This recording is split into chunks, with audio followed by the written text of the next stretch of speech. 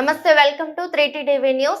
ఇప్పుడు సమాజం రెండుగా చీలిపోయింది. మనం ఎవరి తరఫున ఉండాలి? కురుక్షేత్రం మధ్యన యుద్ధరేఖ తీసి దొంగలు దిక్కున్నారు, మంచోళ్ళు దిక్కున్నారు. మనం ఎవరి తరఫున ఉండాలి? ధర్మక్షేత్రే కురుక్షేత్రే సమవేద యుత్సవ, అందరూ సమావేశం. ఏం జరిగింది చెప్పాలి కదా. మనం దొంగల తరఫున ఉంటామా, ప్రజల తరఫున ఉంటామా? అటు మీడియా, మెయిన్ స్ట్రీమ్ మీడియా అంతా దొంగల తరఫున ఉంటుంది. అది మనం ఒప్పుకోవాలి. దేశంలో ప్రజాస్వామ్యం లేదు. ప్రజాస్వామ్యం అంటే రూల్ బై పీపుల్, ప్రజల పరిపాలన రా. ఎమ్మెల్యేలు 543 మంది ఒకటే మంచోడు కనిపిస్తున్నాడా, పేదోడు కనిపిస్తున్నాడా, నిజాయితీపరుడు కనిపిస్తున్నాడా, మేధావి కనిపిస్తున్నాడా? మరి ఎవరు కనిపిస్తున్నారు? అందరూ దొంగలే కనిపిస్తున్నారు. గట్టిగా చెప్పాలి. దేశంలో ఏం చెప్తామంటే క్లెప్టోక్రసీ, పొలిటికల్ సైన్స్లో డెమోక్రసీ అంటే rule by people. Rule by people అది పైన ఉన్నది. ఐఏఎస్ వాళ్ళు జోకర్లే కదా, బ్రోకర్లే కదా రాజకీయ నాయకులకు. మీడియా అంతా మాఫియానే కదా. Sand mafia, land mafia, mine mafia, wine mafia. ప్రజల తరఫున ఎక్కడుంది?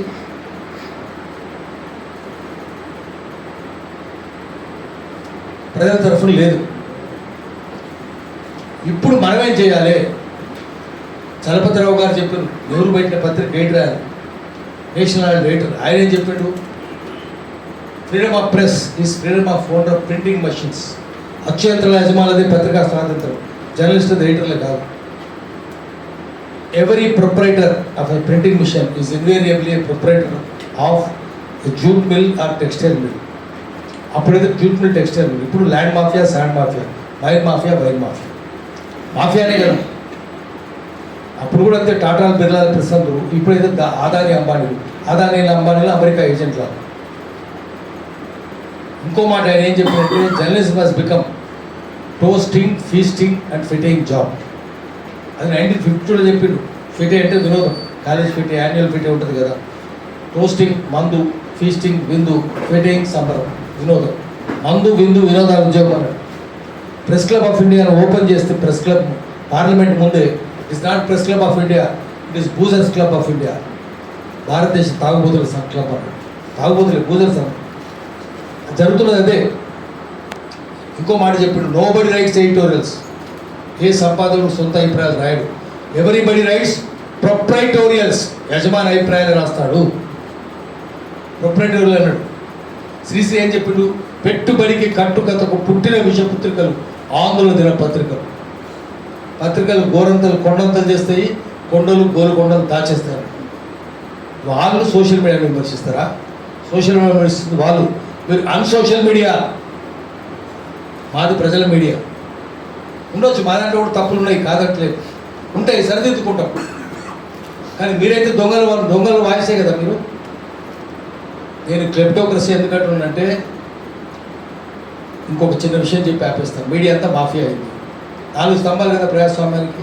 పార్లమెంటు ఎటువంటి తెలుసు. హౌస్ ఆఫ్ డాంకీస్ అని శంకర్ స్వీట్లో ఉండే గాడిదల సభలని వేసాడు.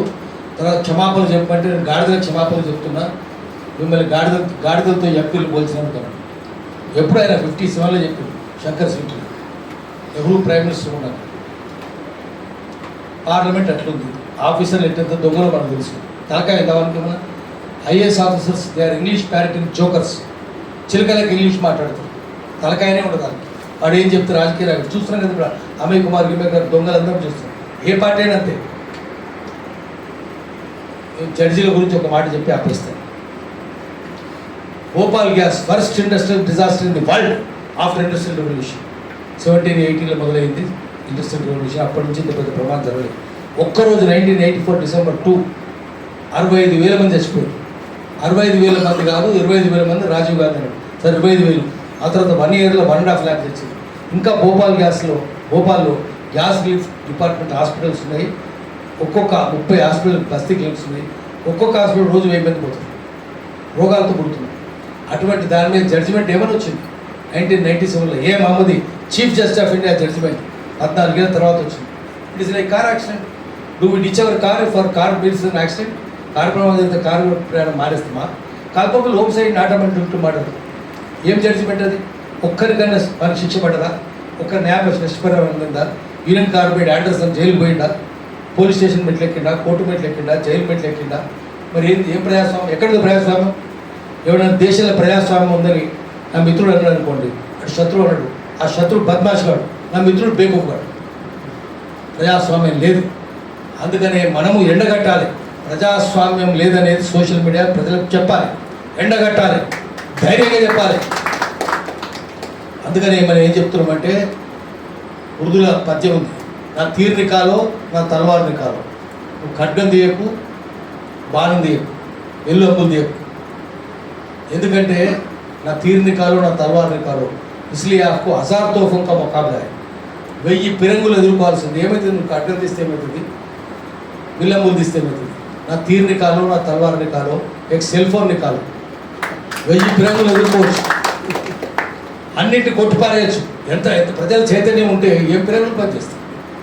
కోట్ల మంది తయారు చేస్తాం కదా, వాడు ఎదుర్కొంటారు. కోట్ల మంది ఎదుర్కోలేడు. అందుకని సెల్ ఫోన్ దీన్నే ఆయుధంగా మర్చుకోవాలి. ఇదే AK-47 చేయాలి, షూట్ చేస్తూ పోవాలి. ఊరూరా 10 మందికి ఇద్దాం సెల్ ఫోన్, షూట్ చేసి చేయమందాం. ఇదే AK-47 కదా, ప్రజలే AK-47. దీన్ని ఏం చేస్తాం? వాడు ఏం చేయలేడు. అందుకనే మనం ఏం చేయాలంటే, దీంట్లో మనం తప్పులు చేయకుండా ఉండాలి, ప్రజల తరఫునే ఉండాలి, ప్రజల వాయిస్గా ఉండాలి. మనం ఎవరి తరఫున ఉండాలి? దొంగల తరఫున వద్దు, రాజకీయ నాయకులు వద్దు, సినిమా వాళ్ళు వద్దు. సురేఖ ఏమన్నది? సురేఖ తిరిగితే ఆమె సమంత తిట్టింది, ఏమన్నది? మనకెందుకు అది? సురేఖ ఇక్కడ ఏం చేసిందో తెలుసు కదా మనకి, మానుకోవడం లేదు. సురేఖ, కొండా మురళి, కొండా సురేఖ, వాడు పాడి కౌశిక్ రెడ్డి, ఆయన రాజేందర్ రెడ్డి కాల్చారు కదా ఇక్కడ ప్రజలు. ఆ పిల్లల్ని తీసుకొచ్చిన మా విక్రమ్ ఇక్కడికి, ముగ్గురు, ముదాకరు, పాలరాజు, శోభన్ నాయక్, వాళ్ళు హైదరాబాద్ తీసుకొస్తే మేమే 2 నెలలు ట్రీట్మెంట్ ఇప్పించి మంచిగా చేసి పంపించినాం. రోజు తిరిగినాం నిమ్స్ హాస్పిటల్. పాపం వాళ్ళు ఆంధ్ర డాక్టర్లైనా ప్రేమతోటి చేసి మంచిగా చేసినారు, ఆంధ్రలోనైనా. ఇది ఎందుకు చెప్తున్నంటే, ఈ దొంగల కోసం మమ్మల్ని మనది ఇలాంటి దొంగలే కదా. నేను చెప్పిన 4 పేర్లే కదా, అందరు దొంగలే. జగన్ లాంటి దొంగ